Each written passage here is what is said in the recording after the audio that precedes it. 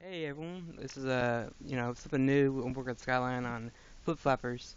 I guess we decided to do a kind of mini talk on this series because I think both of us are generally pretty big fans of this show. I guess you would say so far. Yes. I mean, I'm more of the side of like the artwork, the style, the characters, and I'm more on the production side. I like how they're presenting this show. Even like I know first comments in the show were like, "Oh my God, it's a Trigger show." I'm like, that to me is not a bad thing. I mean, to most people. No. Oh, I no, mean, it's not a bad thing at all. if anything, I want to go a step further and be like inspired by a Trigger show. Space Patrol Luco it has some of the I mean, similar vibes this show has, at least you, for me. when it comes down to style like that, people suffer from like recency effect, and it's Right? because they look at the show that by no coincidence whatsoever you and I reviewed last time around, Uh which was old brain fart, old man brain fart, huh. um, the time travel show with the punchline. Right. Punchline. That's a Trigger show. No, it's not. It's by Mappa. Hmm. Oh, One Punch Man, that's a Trigger show. No, that one's by Madhouse, you idiots. Right. I mean, there's a lot you can see different studios take certain kind of stylized ideas, or maybe hmm like this our last season, Mob Psycho. That would be a Trigger show too, if Yeah. like Oh yeah. Ninja Assassin was like that. But Very yeah, sketchy artwork. but in that vein, does anyone take a look at something like New Game and go, "Oh, that's a Silver Link show"? No, they don't do Right. that. Nah. Yeah, usually they usually poke at the bigger known studios, but yeah. So yeah, this is episode 2, and kind of picks up right where we left off with, I guess, Konoka kind of supposedly, the last time we seen her, she was getting kidnapped by these Yeah. weird guys. You don't know who they are, and this episode we jump back. She's back in her house. She's fine, I guess. Nothing happened hmm to her, so that's a little weird. Like, did they play with the dimension here where is she somewhere else? Maybe she's not in her real dimension. I don't know. This is weird, but Well, she just woke up like, oh, I'm fine. one of the things that had different when she woke Go up ahead. is the first episode. She had that weird dream where she was on a boat with that Mhm. creepy person, Right. which I think is like Kara on the River Styx, death and stuff like that. Mhm. So yeah, there's something happening as far as I'm maybe the last episode when she got captured was game over, and now she began the game over again. Right. Because also they made kind of like they were trying to describe like only she like the way I took it is only she could see Papika at the time, but and now this time everyone can see her. It's a hmm little weird, but I'm not sure they're doing that or not. Like, they're screwing with her head that maybe she actually died or whatever, and then we're gonna figure out what happened to her. I don't Yeah, know. yeah. I mean that's definitely possible because It's kind of yeah. she goes backstage on the Flip Flappers. It's an organization. The Flip Flappers are, Yep. and she's going backstage. It's like, wow, that's really weird. Yeah, I noticed that too. We'll get to that a little bit later, but the headquarters is a little weird. But I guess this time Konoka is kind of weary of Papika. She's kind of keeping her distance because Papika just kind of shows up and like outside of the school bus and she's surfing on her surfboard and no one makes a comment about that. I thought it was a Nope. little weird. They're like, I guess. So I'm Wow. like, they didn't really say anything about that, so maybe Wish I that's had. yeah, maybe that's a common thing they've seen, or they also don't know the era this is set in either. It could be like the future where things like that aren't really that out there. Seeing a floating surfboard, but to me, I'm like, it's a hoverboard. Like, I would be a little freaked out if it wasn't from my era. But yeah, Yeah, I mean, yeah, the what's her face, Yayaka didn't react like, wow, that is the most amazing thing I ever seen. You going by on a hoverboard. Nope, she right, was like, nope, nope, you get away from my friend, dumbass. Don't like right, you at all. yeah, and then Paprika just doesn't understand uh, humans how they work, and I guess judging by her surroundings, like she doesn't really have anyone her own age, so I guess it would make sense why she doesn't know these things like this, like school and all that. So It I think it's anyway. it kind of seemed like the way she left the facility, Hmm. I guess we'll call it, last episode. It doesn't seem like she gets out much, does she? No. And it looks like she's wearing some sort of like plug suit, Yeah, it does, pod suit. right, and they even showed it like she was like all bandaged up, like she Yep. didn't get a fresh suit after that, so something happened. Because I think again back to where she got kidnapped. It's like we saw that she got some bandages on that, but it's like she hasn't been home or back to the lab in a while. So, but yeah, the suit's a little weird. They also didn't make a comment about that. And it's like, I guess maybe their mind, like, maybe she's a surfboarder, but I'm like, the board's flying, though. There's no water Hmm. nearby. Oh yeah. But yeah, so I guess Papika's kind of like, just, drawn to Kokona. There, she's like, just can't get away from her. So Kokona, the whole time, is trying to get away from Papika, even goes to school, and the other girl shows up, claiming she's a transfer student, and not even wearing a uniform that matches anyone.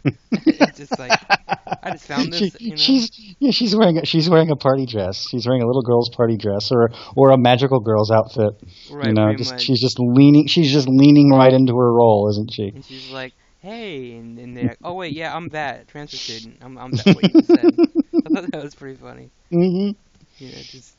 But again, like you said, Yayaka on the other side, the friend doesn't trust this new girl and kind of is wary of her, and kind of hints toward maybe other things later on. I mean, I think in the opening we do see her in like one of these different worlds, so it's like I'm wondering what her role is. Obviously, Yayaka doesn't really like the other girl. That's for certain. Yeah, and she also in that OP looks like she's also in one of those plug suits or pod suits that Papika's wearing as well. Right, yeah. So yeah, I guess so the whole time they're just trying to avoid. She's trying to avoid her, and try as she might, she can't get away from this girl at all.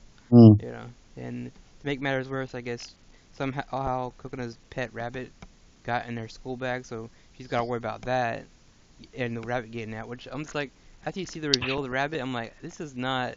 How did that happen? This is an alien creature. I know it's totally a smearp. Yeah. There's a literary trope. It's you call in science fiction or weird fantasy. You just like that's a rabbit. Oh no, that's a smearp. You see, it's totally different from a rabbit because we're calling it different, but it's so weird looking. Right. Yeah. It's got a weird name, Yuxakill. So I'm like, this is kind of weird. I mean, to me it sounds like a Hexakill, which is a game thing. So Yeah. I'm like, this Um, is a little weird that this rabbit I has a looked it up. strange name. Yeah, I It's looked it up too. Yeah. yeah, it's a place in Latvia. It's a Latvian word. Okay. You know, Well, which is like, yeah. you got Latvia, Estonia, Finland, Sweden, and all that doing a curve, gently going north along Russia and all that. So yeah, and I was like, Someone else linked. I looked on like some forum, and they linked like a scientist who had the same similar name, who yeah, studied I guess genetics and robotics stuff like that. So it's a did little he? weird. That's what the Wikipedia article says anyway. That Oh, he okay. was a scientist who studied that. And I'm like, well, that kind of fits with the robot because he is part Hmm. machine and part organic. So I'm like, so it's kind of funny that they kind of do that, though, in like a name. Like I just think it's a regular name, a random name, but actually it does mean a couple things. Yeah, So and Kokona seems the nerdy type that would name her rabbit after a favorite scientist. yeah, that's Yeah. true. I named my pets after writers. Ah, okay. So yeah, we get all that, and eventually the rabbit gets out. So Coconuts a little mad. So and the two kind of have this little clash, this verbal actually. They're just like, she's like, leave me alone. Every time you do something, you always get yourself killed or me killed, or so it's just one of those things. Where it's like you're kind of a nuisance. Can you leave me alone? Because Yeah, you're dangerous. Yeah, obviously. I just want to have a normal life, and you are reminding me that a normal life is is getting away from me. Stop it, please. Stop it. Stop it. Stop it. I don't want change. Right. It almost feels a little bit like for me, like FLCL was that way with Oh yeah. when the main guy meets the Haruka. Oh, His I life mean, is just turned upside down when he meets her. It's like, go away. That's what he tells her later. Like, leave me that's alone. that's that's what happens when you're jumping up and down inside the bouncy castle of the adolescent tropes. It's just, Yeah. I mean, that's what it is. Yeah, for me, I it's usually like, you have for me, this show is more of a kind of a magical girl show on the side. Yeah. And those are usually like, both characters usually into what they're doing as far as Hmm. saving the world. This is the opposite. She's just like, I don't want to be part of this. I want out. Which is fine. I've seen that a few times, and Hmm. it does make an interesting character if she's not Yeah. 100% willing to just go along blindly with this girl.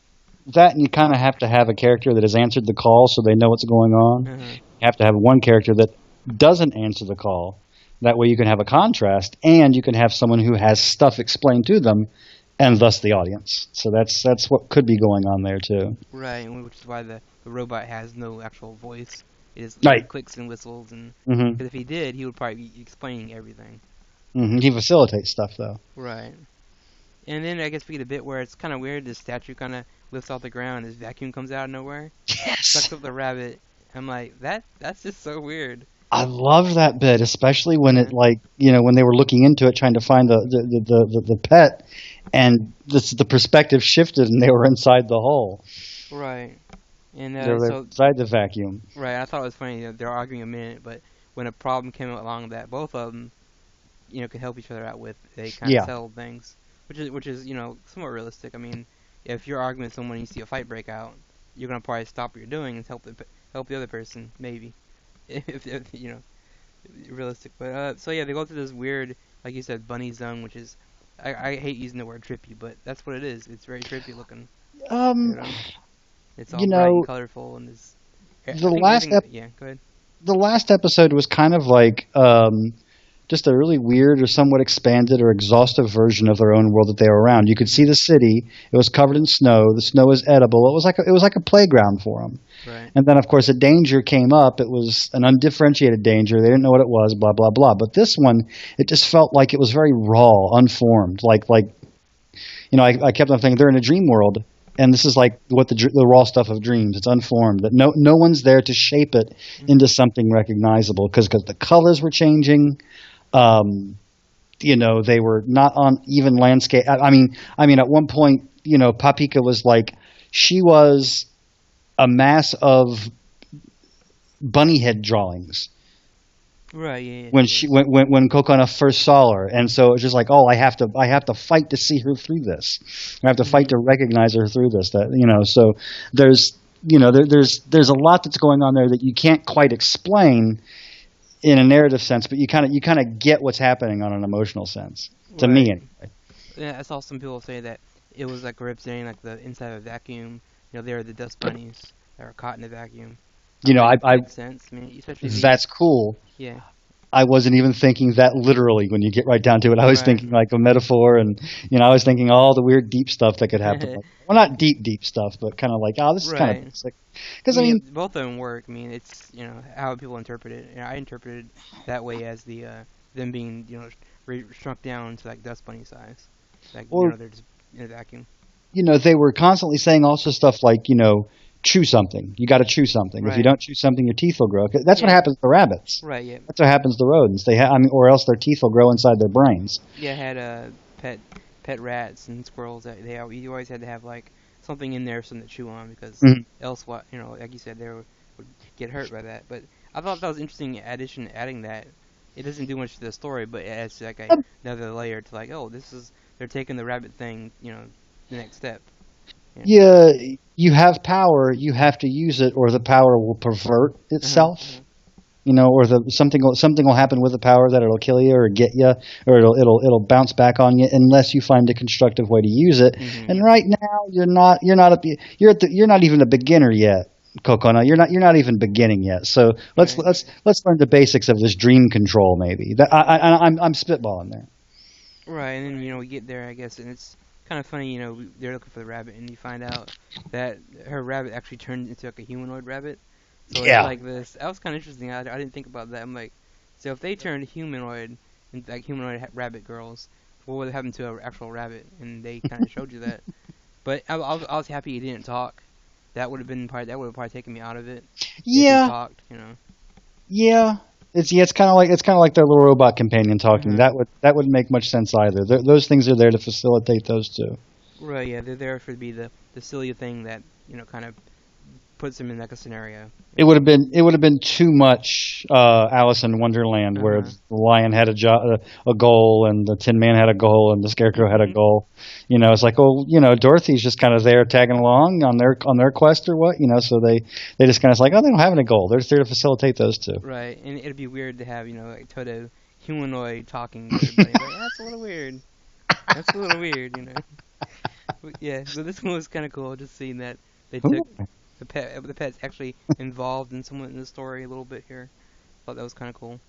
And the escape, I guess, because Coconuts in danger, so Paprika's power kicks in, which kind of makes me think, is that going to be her trigger every time when someone's in danger? Which is the classic, superhero thing I always see, like Spider-Man. When someone's in danger, his powers, obviously his spider sense kicks in. So it's like a She split, I guess, quick thing they have going on. She's trying to find a partner, and it looks like Uh-huh. Kokona is a candidate, at least, because Right. that's one of the first things they said to her. No, don't rush out and find a candidate, Papika. It's too soon, or something like that. But Papika's like, no way, I got to go out and find a friend. I'm tired of sitting around this place. I got to go. My apparently my last friend died, or something like that, because that's something in the background that they have. Someone was collapsed outside a pod, or something like that. And so, yeah, she's got to get out of there and find a friend, or else she'll go crazy. So, I mean, what triggered her, what got her going. With Papika, what happened last episode, and I meant to mention this in our first impressions, was Kokona lost her glasses, but they Mhm. weren't important, were they? No. It's just kind of like, oh, I lost my glasses, and like Papika's like, oh, I'll go get them, I'll go find them, and all that. So I was like, what are they trying to tell me? Because that's not just throwaway. You don't just put that in the story just to go be random or something like that. So it's like glasses are a point of view maybe, and she doesn't necessarily need or want a new point of view or that sort of point of view. But Papika's there to go get them regardless, no matter what. And then when she gets in danger, then Kokona's powers kick in and take over. So it seems like there's not just a trigger, there's a series of triggers that Kokona has to be paying attention to try to make that work. Right. Yeah. Coconut, like hers is sort of similar in a way that she felt that Paprika might get killed, so your power is kind of activated during that. So, which is a thing I've seen a lot of anime do that, where Hmm. best friend character's about to get killed by something, X character gets power up, and saves him. Sometimes. Yes. Sometimes it's too late. But yeah, the power activation on her is cool. Just and then I guess using it to get escape, which seeing them two kind of work together, even though at the beginning they kind of are button heads. But yeah, to see them work together and just get out of there safely was kind of cool. Even though it is interesting seeing that they don't 100% get out unscathed. They do get hurt. I do notice that they don't walk away from any of these new worlds like with no scratches. They get scratched up, a Yeah. lot and cut up here and there. I They don't get they. expect anything major, like a loss of an arm or anything. I don't think so. Hmm. You know. But yeah, that's cool just seeing that. But they got out and somewhat, I guess they're, kind of okay with being friends now. Somewhat. Yeah, Yayuka saw them together at the end and was kind of like, watching from afar.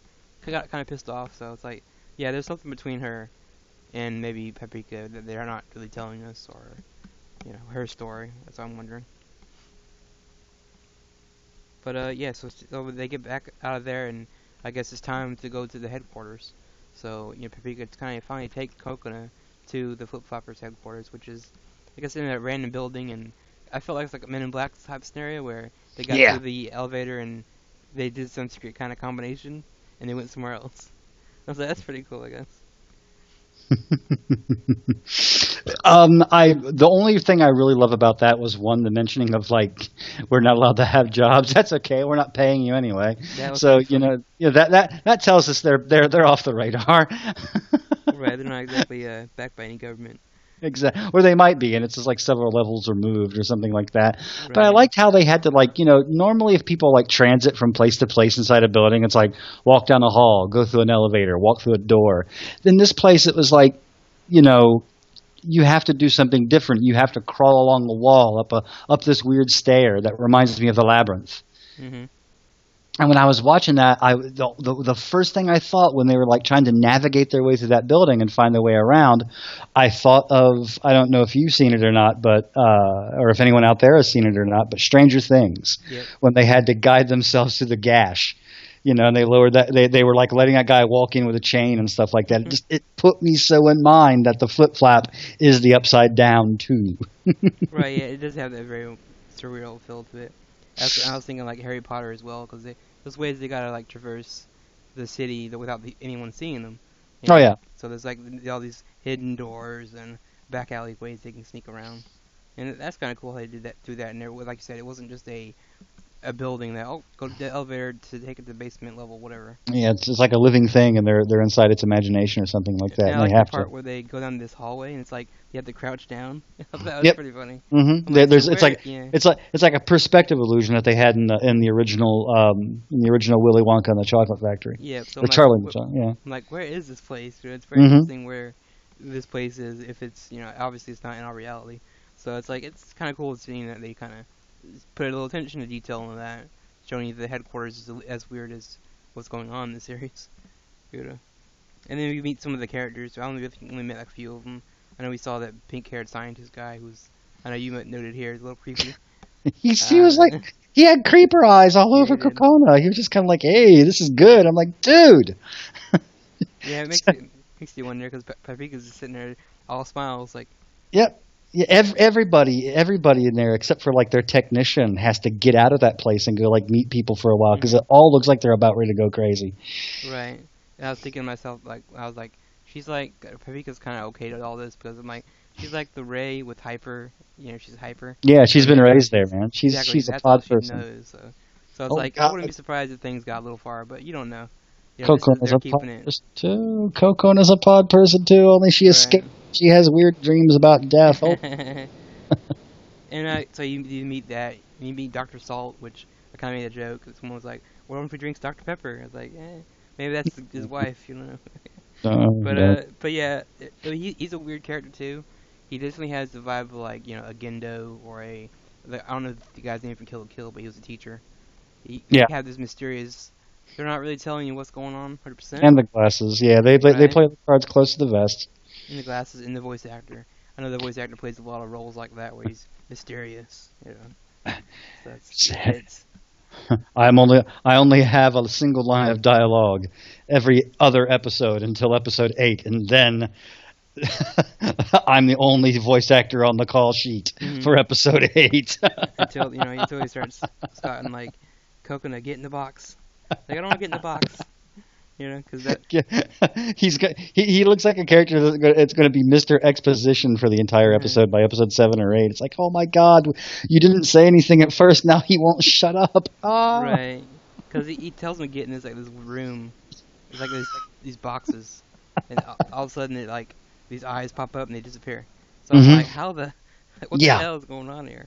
Exactly. What kind of unless they're going to tell you it's a teleporter or something. Yeah, well, it's really weird because I've been trying to design a sit-down role-playing game lately, and so once again I look at magic systems, and whenever I look at magic systems and whenever I look at ways to put them into a game, I always try to make them to the point to where they're a little scientific, but at the same time they're a little mysterious too. Because I mean, in a fantasy world, if you have a magician that can make a gesture with his hands and say a few words, and every single time they do that, they make a fireball. That's not magic. That's science.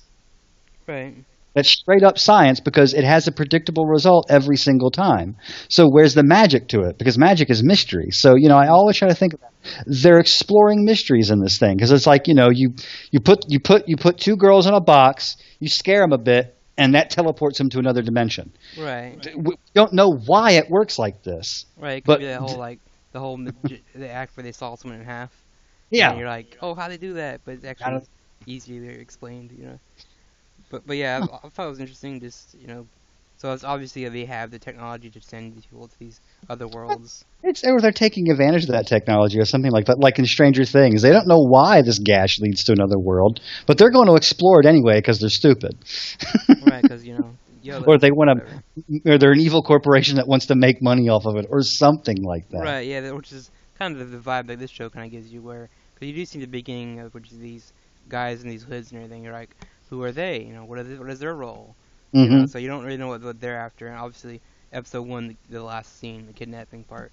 So it's a little bit, and you're gonna play with the whole idea of who's really the right ones here. Is it flip flappers? Are they doing the right thing? Are they actually the evil group? I always like that kind of thing, which it's always hit or miss for certain shows when they use that kind of tactic. Yeah. Organizations against each other. It's like, who's evil and who's not? Oh, no. Yeah, and it's always a dissertation somewhere around the middle of the second chord, and you're like, I don't care. It's actually like, oh, it's the third faction, the humans. Oh, okay. Oh, God, great. Thanks, But, so, what do you think? I think you have a weird thing on here in the Pure Illusion. Like, you think it's like I guess, alternate world like ours. Yeah, I think this is just like the same thing they're doing. Not the same thing they're doing in Stranger Things, but they found an alternate reality that has really weird rules, and they're exploring it. And they're also kind of borrowing from the fact that, since children have vibrant imaginations and things like that, they can naturally use children to be able to do that, or something along those lines. Right, yeah. I wouldn't be surprised if their end result is maybe the mind of a child is what activates these portals, and they Yeah. can jump in these different worlds. Because Or, obviously the worlds are gonna be all different. Because the preview even showed this one's gonna be very different. mhm. Like Pirates slash Mad Max kind of world where Sweet. it's very weird looking. I mean, to me, I was just like, wow. As soon as I saw a pirate flag, I'm like, oh, pirates. But it's actually kind of a mix of different things. So it's like it makes It's you wonder. It's like these ones are humanoid things in this world. So it's like, did she just think of this, or they came to life, or the directors and the producers got together. They said, "We got some money to do an anime. What do you want to do? Everything." right, everything. Okay, well, how do we do everything? Okay, this is the backbone about how we can get everything done. Oh, we're going to have characters explore pure illusion, pure imagination. Okay, let's go with that. It's like Space Dandy. Right, definitely, and that kind of works because a lot of the art directors and all that are from Space Dandy. They worked on that, so it kind of fits the hmm worlds.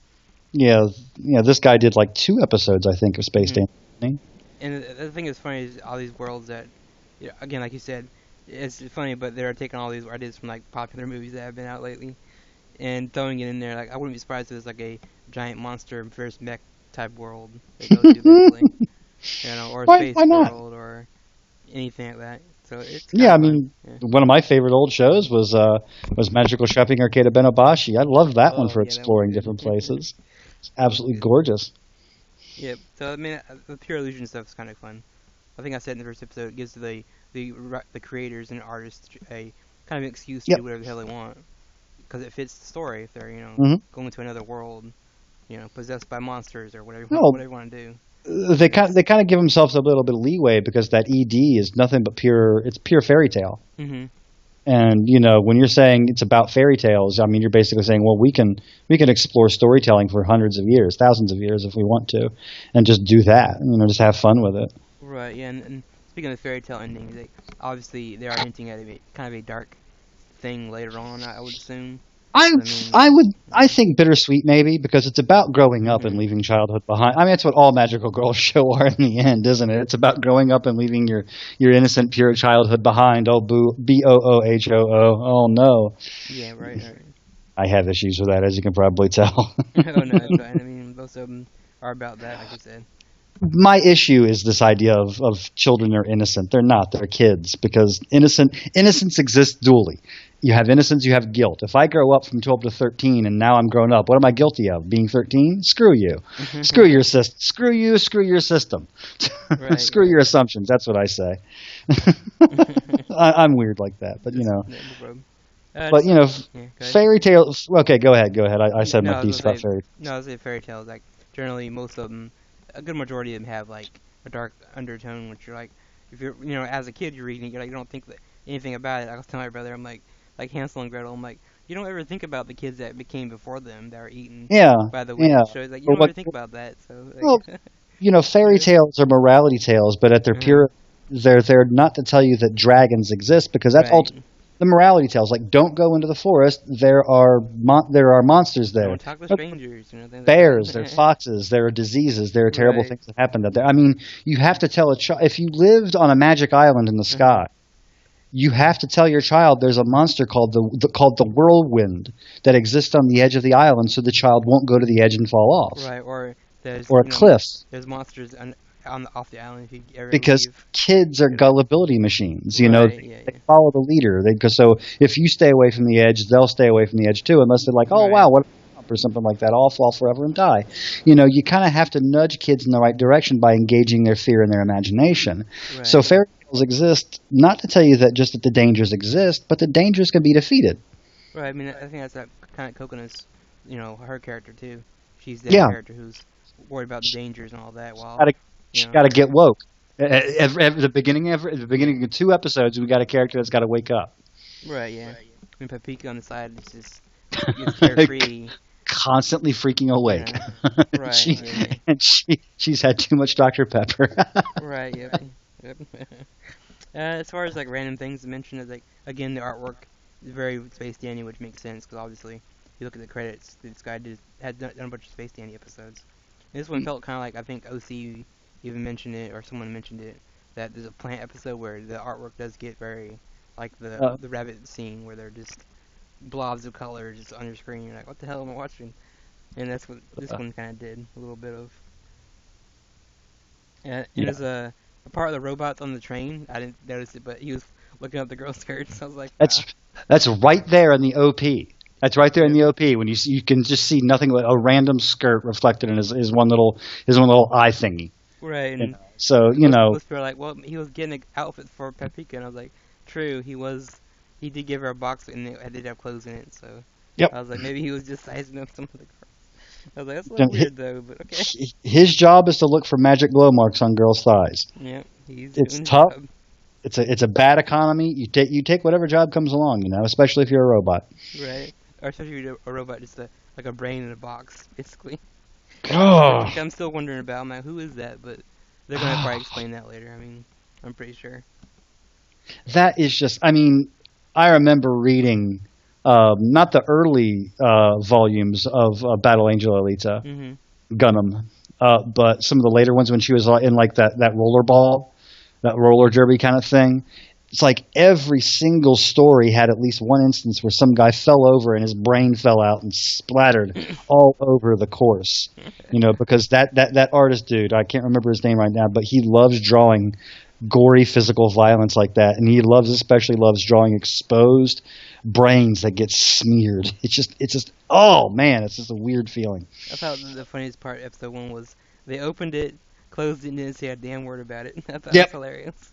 I It's was like, like, yeah, wow, that's great.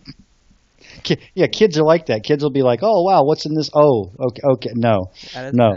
My dad was out of sight, out of mind. Like, nope, not even gonna Yep. acknowledge that's there. Just gonna. Like last year when Ilya opened up the Boys Love Dusion, he opened it up, closed it immediately. And she was like, "Nope, not looking at that anymore." Yep. One of the things is Paprika, she's a stalker kind of in the episode a little bit. But I'm like, it's a cute stalker, so I'm like, is there a Japanese term for like a cute stalker? I'm like, I don't think there is. Stalking. Remember, children, stalking is still stalking, even if you're cute. Okay. I mean, like yandere obviously is Where a thing you involved there. we had someone that was in serious contention for high office in our country, and he was a stalker, and he's going to lose that election just on that principle alone. So remember, no matter who you are, don't stalk people, okay? Right. And then again, Dr. Salt, Dr. Pepper, I mentioned that already. It's kind of funny. Someone pointed that out. I'm like, he's a scientist. I'm like, oh, Steins Gate? No, I'm just kidding. And then we talk about Kill, which is based off a few things, which is, again, like you said, Konaka would be the type name after a scientist. Mm-hmm. Because she seems to be that look kind of type of girl. Very studious, very brainy kind of things, just that sort of thing. Right. And I think the last thing to mention was like, it's a minor thing, but I noticed the grandma using like a powered chair. I'm like, that chair is very, almost to me looks a little futuristic. So again, I think it fits the Mm-hmm. hoverboard that the other girl had. Yep. Like, maybe technology has advanced that far where things like that exist. So. And her name in the credits is Kokono no Obo-chan. Wow. Kokono's grandma. That's it. That's her name. And I noticed like the voice actor. I'm like, she always plays every old woman in anime. Yep, every old wise kind of. Well, she was the grandmother in Yep. Hanosaki That's when I Aroha, first heard her. I'm like, and she was freaking awesome in yeah, that I role. heard it everywhere else. I'm like, oh, it's Mhm. Kohana's grandma. That's what I always call her. When I Yep. hear her, I'm like, that's the first thing I think of. I bet you Yeah. anything she's 16 years old now. Probably. Because that's just the way these things work out. It's like you expect to see a young, bright, bouncy teenager from that cartoon. The voice actress is really 65 years old. Oh, I can do 17-year-olds at the drop of a hat. I've Yeah, been doing it for 50 years. That's One Piece and Dragon Ball. Both the main characters are like these 85-year-old women that can get their voice so boyish that you can't really tell. If you see them in person, you're like, wow, that's a little weird. Does the lady that does Pikachu, does she have to do a line for Pikachu man. every single damn time an episode, or did they just like pay her to get like a library of sounds for any occasion? If she wants like a paycheck, I bet she does. She's like, I'll do whatever you want. I'll voice a piece of grass you want me to, whatever. Pika. There's no voice for that. Like, I don't care. But so yeah, any last notes to mention? Anything takeaways from the episode? Yeah, same here. I think it's overall like pretty much all in one package here. There's a good story, artwork's pretty fluid. The characters. I could see some people finding PP to be a little bit annoying, but I think it's fine right now. She's not. I don't think she's gotten over that. Or gotten that far yet to the annoying state yet. No, not yet. She looks really concerned, but at the same time, it seems somewhat curt and businesslike. Mm-hmm. Well, that So, last thing that I mentioned, her face, turning very I'm gonna eat this rabbit. That was pretty creepy. I laughed at that part though. It was funny. I was like, wow, I didn't know she was capable of that evil face. It is also kind of creepy though. I'm like, they're probably gonna use that again later for something else. that's I think ultimately I think that's what I like about this show is the Mm-hmm. fact that it's using some very familiar things that we've seen so far in like magical girl shows Right. or weird trigger Mappa like shows to just basically say we're just going to have fun with this. Come along for the ride. Yeah, that's what I like about it too. I mean, it's not trying to, drill a hole in your head about this fairy tale theme. No, it's taking concepts and like, oh, we're gonna use this. We're not gonna use it all the way though. We're gonna use this here and there, and like, because when I first saw the trailer, because episode 2, I thought was like the magical girl thing where they transform and fight, but I'm like, no, this is not gonna be like No. that. Because No. I was thrown off because of the clothes that she was wearing They was go into the very, they go into the dust bunny matrix. That's what they did at the Yeah. dust bunny matrix. That's all that is. yeah, pretty much. But so yeah, I think we'll be back for episode 3 next week, and yeah, so I guess if you guys keep watching, I'm enjoying it so far. Same here. Yep. All right, see you guys next week. Next time.